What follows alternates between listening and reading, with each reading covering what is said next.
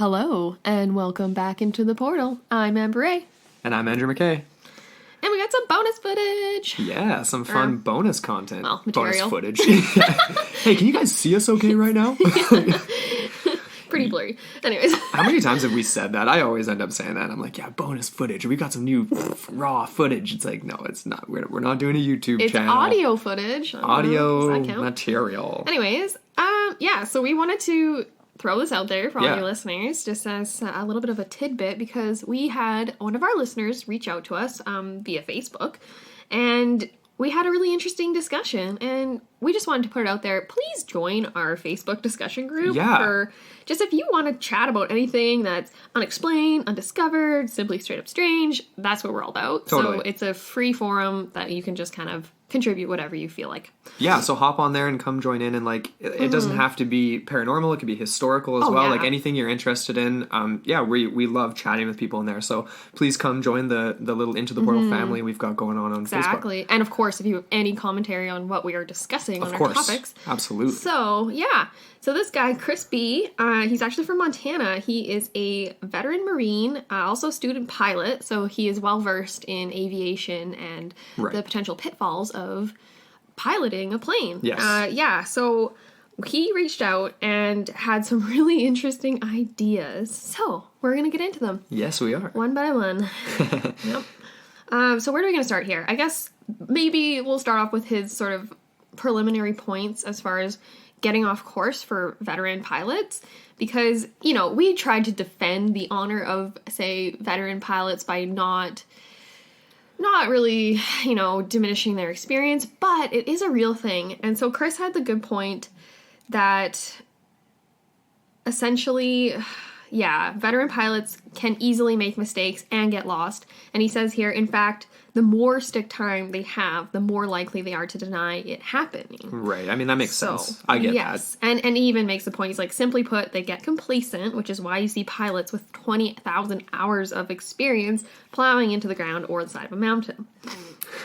So we did look into this a little bit more just to, you know, find some examples perhaps or whatever. But I didn't find any specific examples, but it is a highly, you know, recorded phenomenon. There was a guy named E.L. Wiener.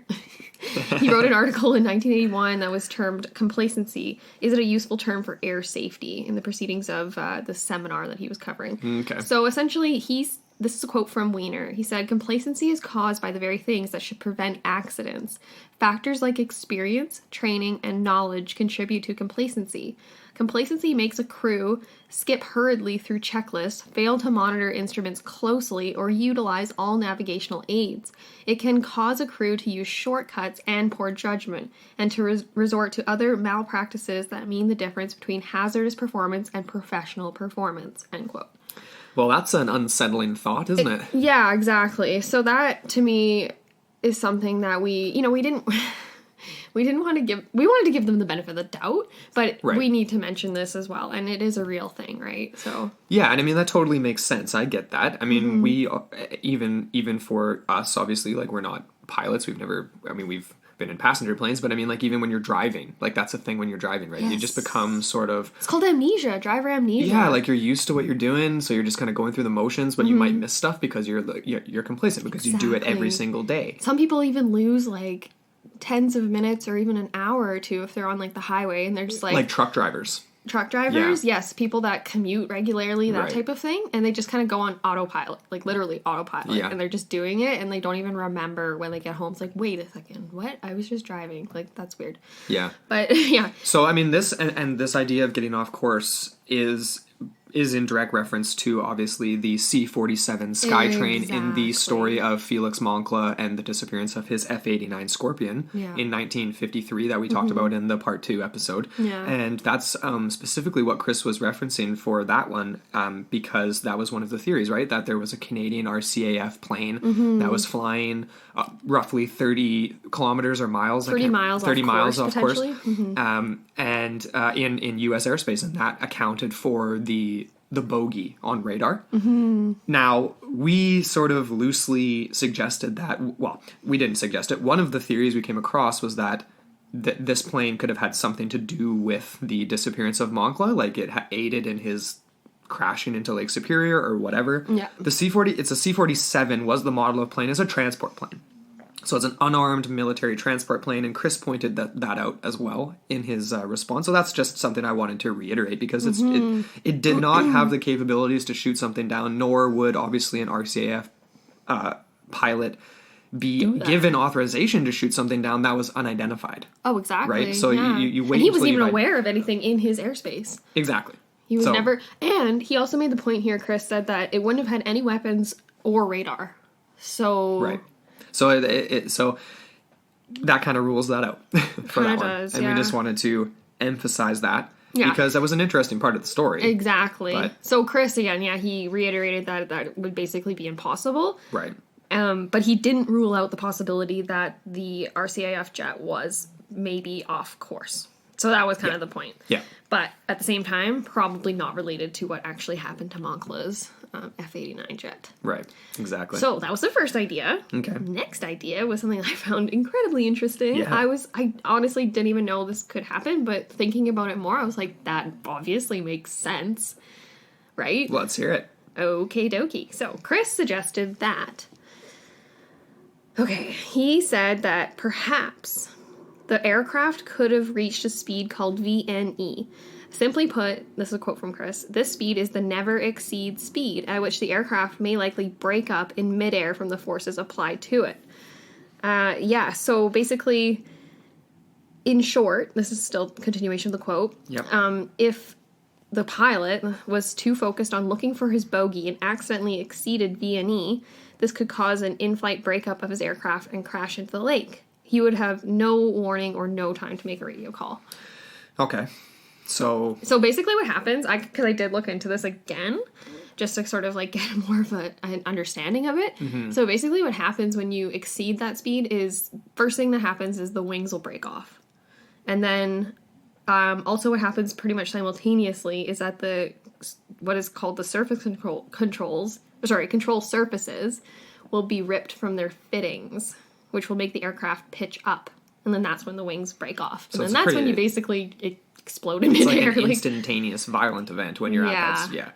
Especially in a fighter jet. Like, and I mean, not to knock technology back in the day, because quite frankly, most things built, like my grandparents still have a can opener built in the 1950s that they're still using. They got as a wedding gift. So like things built in the 50s were built to last. Yeah. But at the same time, I can see how maybe something like this with an aircraft could happen more easily in back in the day, as opposed to now with, there just being more instruments to like let you know things are happening on your plane. I don't know. That's something maybe we have to reach out to Chris again. Yeah, we'll have to get his secondary comments after. But I mean, that is interesting just because as well, this was at nighttime. Like Moncla was flying at night. He was chasing after this bogey, and maybe that is what happened. Maybe Chris even included too. He said that the VNE for an F-89 is 636 miles per hour. So that is freaking fast, man. See, that would be like basically instantaneous. How do you... I feel like that's like... You don't go from whatever your average speed is to 636, like, without noticing, though. The way that I saw it phrased on this aviation website I was looking at after was that it's very easy, especially if you are a more seasoned pilot, it's very easy to get distracted. Like, if you are looking for a target, the bogey, and you're not keeping track on that threshold level, it can easily happen. And it can happen faster than you might think. Right. Like, especially for us, like, we have no piloting experience, so it's kind of hard to imagine what that would feel like. Yeah. But again, and it is a super small, it was just Moncla and Wilson, his navigator or whatever. Yeah. So I'm not sure. Yeah, I don't know. That's another interesting theory. I mean, but very interesting. Like, I honestly didn't even think about that. I was like, no, just going too fast, potentially. You see those kind of scenes in the movies and stuff where like a plane's crashing, it's picking up way too much speed and things start to break off of it. What I'm picturing in my head is like, in Transformers when, like, I don't know what Transformer it is that goes into a fighter jet, like, form, and then, like, they'll be swooping in and about to land, and they'll start to break apart, and it looks like, you know, it's breaking up, but it's actually just transforming into its robot form or whatever, but that's kind of what I'm picturing in my head, just, like, all these pieces flying off, and then just... I can't remember what the name in the new movies was, but in the cartoons, that was Starscream. Starscream! Yeah, totally. Sorry, I don't know my Transformers well enough. Yeah. Shia LaBeouf ruined it for me, so it's all good. Just do it. Just okay, sorry. We're obsessed with that video right now. Yeah. That's our motivation, Shia LaBeouf motivation, even though it's like just laugh out loud, but it's so good. Anyways. So next little theory. You wanna get into that one? Yeah, this one, so we're sort of staying away from paranormal theories with this because obviously Chris comes from a military background and aviation. Yeah. And a lot of these make sense. So this third idea is funny. Yeah, this never even crossed our minds, but is really common in aviation. Mm-hmm. That is a bird strike, which is an unpleasant experience for both parties, the birds and the pilots. But it is exactly what you would expect it to be. It's essentially when there are flocks of birds, usually larger birds like geese, like migratory birds, and planes can't avoid them, right? They fly directly into them, especially if it's a prop plane. That's bad. And of course, you know, any movie buffs out there, they're going to be thinking right away of the third Indiana Jones, where Indiana's dad uses his umbrella and scares a bunch of seagulls, and they fly up into the air, and then the Nazi plane flies right into it and crashes into our side of a cliff. But that is it's a very real thing. Mm-hmm. And what's interesting about this theory is that, and something I did not know, is that flocks of birds can actually appear on radar. That's they appear as a blip on radar as if they are a craft because they're flying in a formation. They're tight enough together that they register as a solid object. Yeah, it's not sophisticated enough to sort of differentiate. Right, which is just like very interesting. Uh-huh. And so the theory, obviously in relation to Moncla, is that he may have at nighttime, you know, limited visibility in the clouds. Mm-hmm. He may have just smashed into a flock of Canadian geese, which is definitely the type of bird what would have been over in the Great Lakes area. It's November. It is November. There's obviously... Well, usually these birds like to migrate. True. And usually by November, especially in the Great Lakes area, I feel like they'll get pretty cold. Yeah, and the fact, like, do these birds fly at night?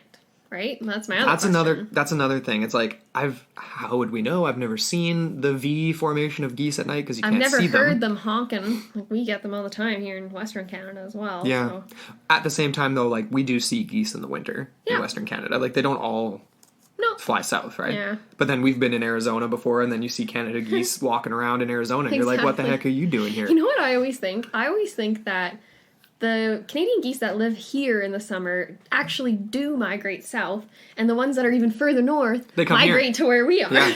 Maybe everyone's just sort of shifting south, but not as far south. Right. I don't know. So anyway, that was another theory. Like, Moncla could have just straight crashed into a flock of geese or a flock of birds, and therefore not had time to issue any radio distress. Yeah. And just went straight into Lake Superior. And the way that Chris kind of talked about it, he said basically the bird strike could have shattered the aircraft's windscreen, causing the pilot to lose control. At that speed, it takes mere seconds to impact the water. Now, so very fast. Here's the only so I think this is a likely theory. Mm-hmm. The only thing about it that doesn't stand up for me is the fact that they had that blip on the radar screen, that second blip. Mm-hmm. So if you believe that there's two blips, one's Moncla, one's the birds. Yeah. He smashes into the birds. Now there's one. He had merged with the bogey. Mm-hmm. Now there's one thing on the radar screen. Mm-hmm. If you're smashing into a flock of birds, it's my guess that that flock of birds is not going to stay in formation and therefore not be continuing to register as a solid object on radar. So they continued to watch the object on radar after Moncla disappeared, continue over the Canadian border and out of sight. Yeah. Unless it was a second flock of birds registering. Counter theory. Okay, let's hear it. What if exactly that, it was a flock of birds, and maybe Moncla clipped the last bird in, like, you know, the V formation, and the others were fine. And it was just that one unlucky bird that got either, like, sucked into his jet engine or just smashed against his windscreen, and you know what I mean? So, like, but the other thing, too, that I'm countering my own counter is the idea that birds don't usually fly in straight lines. Like, they usually like to, like, do wide circle. They zigzag, they go weird things. They try and catch updrafts, so they will, when they're trying to gain elevation, they'll go in, like, these wide circle type things. Not, like, once they're actually up there, though, I'm assuming they would fly in a generally straight direction. But was this type of behavior on the radar screen consistent with the flight behaviors of birds? That's my question. I wish we could get that footage. Well, the other interesting part about it too is, like, they said that he was chasing around this bogey for 30 minutes trying to find it. Now I realize it's the 50s and you're being guided by ground radar. You can't see anything. And Lake Superior is ginormous, so obviously it's not like it is kind of a needle in a haystack at that point. But at the same time, a flock of birds traveling on radar isn't going to be moving at any great rate of speed. It's going to be in one location where you can be like, hey, there's this blip moving relatively... Like, how fast can a geese fly? Like, freaking 10, 15 kilometers an hour? Tops? Like, not very quickly. I don't know, maybe a little faster than that. But, like, just, you know what I mean? Like, not as fast as a jet. I wonder if there was a projected speed for that. We didn't actually come across that. Because you just think that it would be easier to target it. To be like, okay, it's way over there. It's moving relatively slowly. Which it would be if it was a flock of birds. That's interesting. Maybe we should do some more research into, how that actually appears on radar screens. It's just one of those funny things right now. We're going down a rabbit hole of geese on radar screens, and it's like, now we need to find out exactly what the migratory patterns are of northern geese are to know if they would be flying over another good question. If we're referring to migratory patterns, why the frick are these geese flying north over Canada and disappearing into the Arctic? That doesn't make sense either. Maybe they were thunderbirds. Yeah. Maybe it was just a single thunderbird. Great Not question. even geese, just one giant bird. Okay, one other thing I wanted to mention before we move on to the next sort of idea was this famous bird strike example that everyone's going to be familiar with because of Tom Hanks, and that was the Miracle on Hudson. So that was it was a U.S. Airways flight 1549. What was it? 2009, January 25th, or 15th. Bleh, can't talk. We probably shouldn't say it's famous because of Tom Hanks. It's famous because of of the pilot that saved everyone. It was Captain Sully. But anyways, it's made headlines in recent years because of Tom Hanks. Yes, indeed. Well, I didn't know about this until Tom Hanks did it. So. Tammy. I think Tom Hanks really is actually Sully. I think he's a hero. He had an alternative identity back in 2009 for a little bit there. No, sorry. Sully, you're a real person. I'm not gonna say that. I already did say it, but I'm gonna take it back. Oh my god. But anyways, we just wanted to mention that because that was something, obviously I did want to look into bird strike examples just to see, and that is a really famous one, and no one died on that because...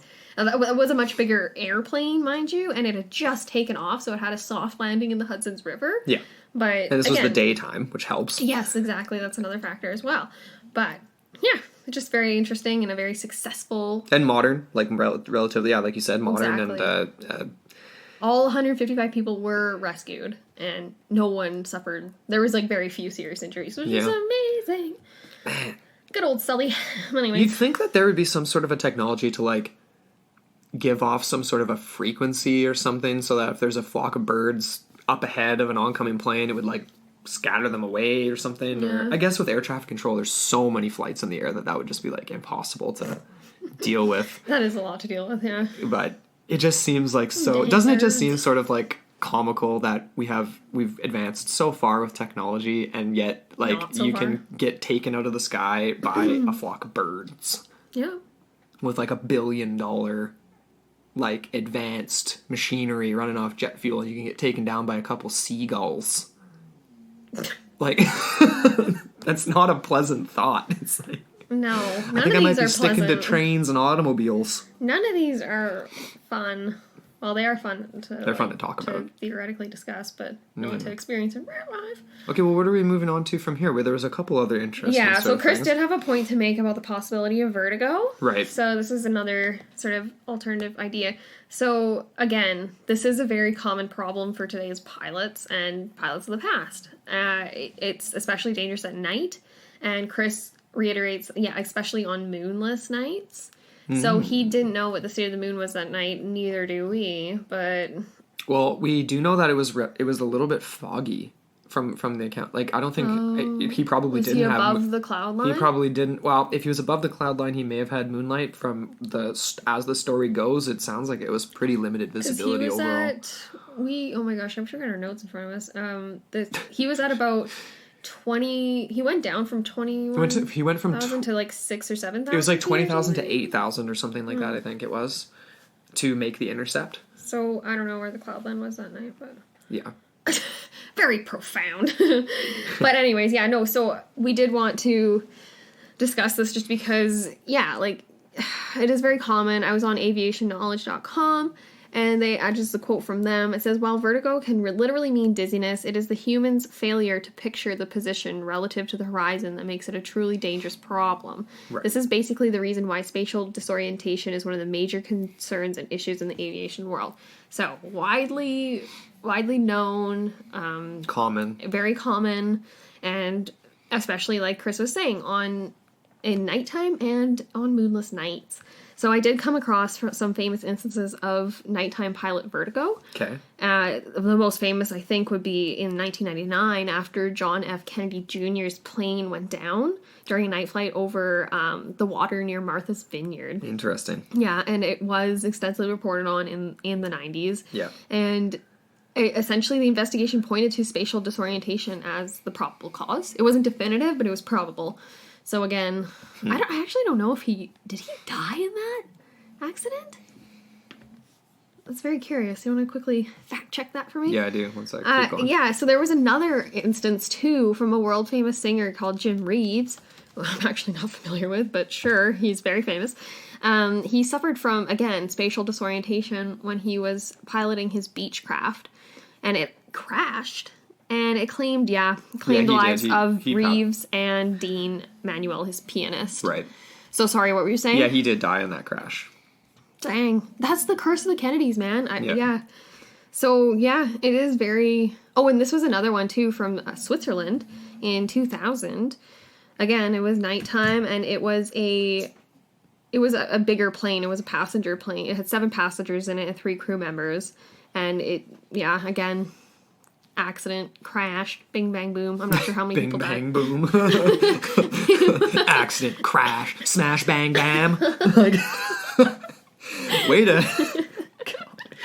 Just our morbid sense of humor. Hey, you're the one laughing. Yeah, but you're the one saying bing, bang, boom. Just trying to keep it light. You reminded me of... oh my gosh. That politician. Boomer. Yeah, what's that chick's name? Oh, I don't even want to. Sarah Palin. Gonna wing bang boom. Okay, we're not going there. So last but not least. So all of these ideas had to do with Moncla's case specifically. Yes. This next sort of idea has to do with the United Airlines Flight 389. Right, which was another main focus from part 2, obviously. If you haven't had listened to it, go listen to it. Do you want to recap it at all, or...? Yeah, so Flight 389 was a passenger liner that... What was the exact date on it again? I can't... It was 65. 65, right. Yeah. That basically was en route from New York to Chicago, routine flight, super experienced pilots, and they plummeted into the Lake Michigan. They were on their flight recorder talking about how they were trying to make readings on their altimeter and make adjustments like seconds before they plummeted into the lake. Mm-hmm. So we talked about the idea of it being either, they flew through a zone where their instruments were just straight not working properly, or they flew through a zone where their brains were not working properly and they perceived their reality different from what it actually was. Or again, pilot complacency. Maybe it was nothing to do with a zone of anything. Possibly. Yeah. The only thing about that well, I'll get into that in a sec. I have an idea on that, but why don't you go ahead with Chris's thought? Okay, so Chris had another idea. Just a quick mention. Because we were kind of vague on our discussion on the altimeter because we're not really familiar with it, other than the fact that it is used... For altitude. Yes, exactly. It's used to determine altitude, and it has to do with barometric pressure, so you have to set it to the localized pressure and actually to get an accurate reading. Right. So... Okay, so he says here, the reason they were checking, this is from Chris, quote from Chris, the reason they were checking, like the pilots and on flight 389, we're checking the altimeter, is because you have to set the barometric pressure on them to the correct destination reading. So like I just said. Yeah. So standard pressure is 29.92, and that's what would have been set for above 18,000 kilometers, I guess, when the airliner would have... 18,000 feet. Feet in the air. Kilometers. That'd be pretty high up. Where the airliner would have been at cruise. If the crew forgot to change the barometric reading on the altimeter to O'Hare's reading, the altimeter would have read the incorrect altitude, leading them to be either above or below what the altimeter read, depending on the actual pressure, of course. Yeah. So if they thought they had more altitude than they actually did, they easily could have flown right into the lake. Yeah, and this was at nighttime again, or in the evening, so it's not like they would have had the view of like, oh, that's a rowboat right there. Like, you should probably pull up. Exactly. So, yeah. This is a very common thing, actually, because, well, I wanted to look into, again, just more examples potentially or something, but I came across this Phoenix East Aviation Association. They're from Daytona. Okay. And they were just discussing various common violations that pilots will make, and that will result in a call from the FAA. Ooh. Oh, I know, and no one wants that. Better than the IRS. Yeah, exactly. So any deviation from an assigned altitude by more than 300 feet will result in a violation. Okay. So that's the reason why when you're in flight school, the instructors always remind you, check your altitude.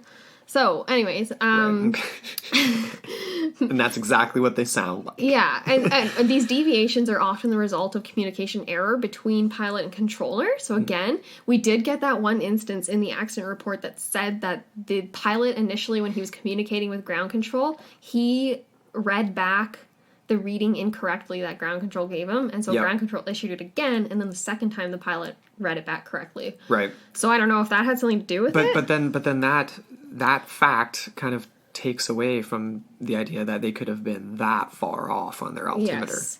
And again, like, this reiterates the point that Chris made about how, like, this altitude deviation can also occur if the pilot forgets to set or reset his altimeter to the local altimeter setting, or if the pilot misinterprets the instrument itself, or perhaps if the instrument isn't working. Right. So. And I feel like I'm leaning that way, because here's the thing. Complacency definitely can be a thing. I totally get that. I get how people can miss checkpoints. They can miss steps. They can miss these things. This was a short flight. This was a flight that there was two. First of all, there's a co-pilot and a head pilot. So that means two people are going to have to make the same mistakes. So co-pilot. Yeah. Right? There was two co-pilots. Oh, great. So there's three people in the cockpit. Yeah. So that means three people are going to have to make the same mistake for this to take place. If they're all responsible for checking the same equipment. Because maybe they all have differentiated duties. True. And if the pilot thought he had it all under control and hunky-dory, then maybe he didn't ask Well, that's another question that actually we probably should have asked, because, like, from just, like, watching movies and stuff, like, presumably the co-pilot isn't just going to have their own specific duties. They're probably going to double-check a couple of other things that the other pilot's going to do. Otherwise, what the hell's the point of having a co-pilot, right? Yeah. So, short, routine flight, New York to Chicago, it's not a long distance. It's sort of interesting that you'd still have to set your altimeter to the O'Hare's airport, like Chicago's airport's pressure. Like, why? Because it's not that far away. Like, you know what I mean? Like, you're not traveling any great distance. It's just interesting. Like, obviously, you're making adjustments as you go. Though. No, I know, exactly. So it's like, you're making these adjustments, but you would have made these adjustments hundreds of times. So literally the only thing that makes sense in this is the complacency I think factor. It's when you change your altitude is when you would adjust that. And exactly. It would be hundreds of times. Yes, it would, because you're changing your altitude when you come into land, which is what they were doing. They adjusted their altitude from 26,000 feet to lower because they were approaching Chicago, right? So you're coming from a higher altitude to a lower altitude to approach your landing, and that's when they plummeted into the lake. Yeah. So they would have had... The idea that I got was that you would change it, on your descent, you would change it to the local. So you change it once. You wouldn't be changing it hundreds of times. I know, I'm saying they've made that flight hundreds of times. Oh, sorry. They've done I thought you said in the same flight. That, no. They've made that routine flight and made that adjustment hundreds of times on that flight from New York to Chicago. If it is the same pilots. They said that these pilots, these were veteran pilots. Okay. These were not new pilots. They were making this flight for years and years and years. Obviously, pilots kind of get shuffled around all over the place, right? If they're working in commercial airlines and stuff like that. Definitely. The story with this one goes, though, that these guys were experienced. Which I'm not doubting they were. Which is just what made it. And of course, that's like lots of these stories. I mean, even Moncla was a younger pilot, but he was a reputable one. Like, and now that you're saying this, every time you say they were experienced, that they'd done this hundreds of times, makes me think they were complacent, maybe. And they're making those things, right? Like I was saying from that aviation, where it's like, no, I know, I get that. It becomes more and more dangerous the more times you've done things, because you start to skip stuff. You start to do little shortcuts. You start to... No, I totally get that. Yeah. But at the same time, though, it's like when we use the example of like a truck driver that's going really long distances and you can become complacent because you're going long distances. Well, this isn't necessarily long distances. You don't really have the time to zone out and become crazy complacent, like if you're flying across the Atlantic Ocean. Mind you, this is the 60s. It's like a 40-minute flight. Wasn't like, there like you gotta know issues your shit. with like I don't want to... Oh my god, we're just... Pilots are gonna hate us now. Like, I was gonna say, like, wasn't there, like, there's tons of issues, like, even with like substance consumption, like alcohol use, that type of thing. I know there was 60s? an article, of course. Yeah. Even in the 2000s and the 90s, there was issues with, like, there was a pilot that was arrested because he was freaking drunk and he was about to board a plane and pilot it. Great. And I'm not saying that, oh my gosh, these people are just drunks and they're not responsible, but you know what I mean? Like, this was the Mad Men era, though. It was the 60s. Could have been. Exactly, right? It was a different era. Could have been. I don't know. I don't know what the culture was like. If anyone was a pilot doing that kind of stuff in the 60s and wants to reach out to us, please do, and give us more insight. Yeah. Because that's what we want. Yeah. We're just out here just, like, hypothesizing like crazy. Hypothesizing. I don't know. I quite frankly, though, overall think that a lot of these theories that Chris kind of brought up for us to talk about, I'm leaning towards them. I mean, I think a lot of them can explain it's almost many like, of these it's like things. Occam's razor, right? You need to... discuss what's most probable before you get into the totally. And we got into the least probable on the theories sort of at the end of part 2. Like, I have all my crazy theories and stuff. Course. Because they're fun, and this is a paranormal / history show. Mm-hmm. But I think a lot of these things that explain the flights could come into effect with the shipwrecks too, where like a ship captain becomes complacent. Bird strike. Maybe not a bird strike, but like in terms of just like becoming complacent in your routines, right? Like where you forget to... Picturing a bunch of birds piling up on the windshield of the boat. Yeah, the Fitzgerald's going down. You're just going so slow, like, look out! There's like one seagull like coming towards you, like... No, but I mean in terms of like complacency, right? Like you're on these routine routes. You know, you don't think anything's gonna happen because you've done it a million times before, so you're a little slow and maybe like battening down the hatches, but then a sage wave gets you. You know what I mean? So it's like totally. Or even in the case of Captain Donner, how I'm picturing that scene from the Pink Panther. Which one is it? Strikes Again or when what happens? When he basically goes running straight through the room and then right out the window. It's like Captain Donner like tripped and just fell right out his little porthole. Oh, that's like Pink Panther Strikes Back or something. I think it is Strikes Back. Good old Peter Sellers. Oh my gosh, so much fun. I love Peter Sellers. But anyways, no. So there is lots of different hypotheticals and possibilities. If you guys have any crazy ideas or anything you want to jump in with, go on our Facebook group or reach out to us, DM us on Twitter, Facebook, and also Instagram. Our personal accounts are free for you guys to... Yeah, and if you don't want to do it on any public... Or, well, DMs aren't public, but if you want to send us an email too, you can send it into the portal mailbox@gmail.com. Mm-hmm. And, let us know what you think of some of these more, rational theories and stuff like that. Yeah. We wanted to do this bonus because, obviously, we had Chris reach out, but also just to contrast some of our more paranormal wacky ideas from the end of part 2. And that's it though. This is the end of our bonus episode for you guys. Yeah, we hope you enjoyed this whole Great Lakes Triangle series. Yeah, we really do. Maybe we'll cover more triangles in the future. Oh, I have a feeling we will. Mm-hmm. There's a few others out there that we kind of came across. There's the Nevada Triangle, the Alaska Triangle. Yeah, so stay tuned. We'll probably have some fun collabs with other people that have brought those up to us coming in the near future. Mm-hmm. But again, thank you so much for listening, and we will be back in just a couple of days with another exciting episode for you guys. Do you want to give any tidbits, or should we leave it in the... Well, let's just say we're going to the depths of the underground. Yes. Who knows what we'll find. We may or may not be heading back to the desert. Rob. It's been a while, okay? It's been a while. All right, so until next time. All right, guys.